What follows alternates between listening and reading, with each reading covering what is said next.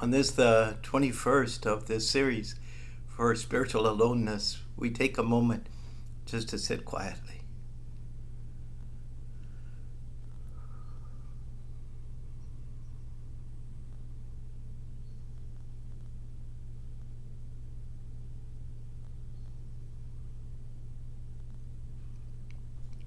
And we turn to Ronald Rolheiser for a paragraph that's a little long, but each part has something very powerful to say.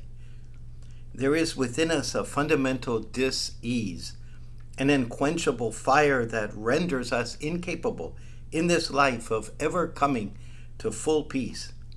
This desire lies at the center of our lives, in the marrow of our bones and in the deep recesses of our soul.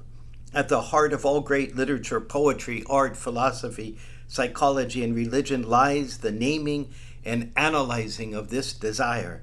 Spirituality is ultimately about what we do with this desire, what we do with our longings, both in terms of handling the pain and the hope they bring us. That is our spirituality. Augustine says, "You have made us for yourself, Lord, and our hearts are restless until they rest in you." Spirituality is about what we do with our unrest. And if I can add to that just a little bit, that our spiritual aloneness is very much about what we do with that restlessness inside of us.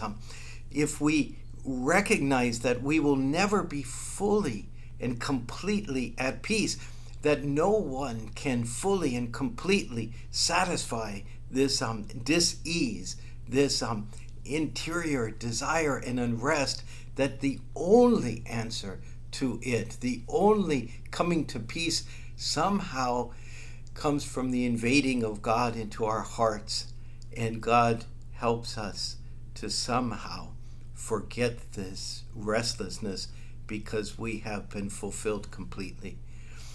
But all that God has created, people included, can't fully answer this great emptiness that we have, that only God can fill. And to recognize that allows the spiritual aloneness to be lived with an openness to God. And rather than a sense that we need in one way or another that being filled from someone else, we realize that we would be chasing after that which cannot fully satisfy. And instead, the spiritual aloneness leads us to seek that which is fully satisfying, which is God. And what a wonderful grace, in a way, this very aloneness and solitude becomes for us.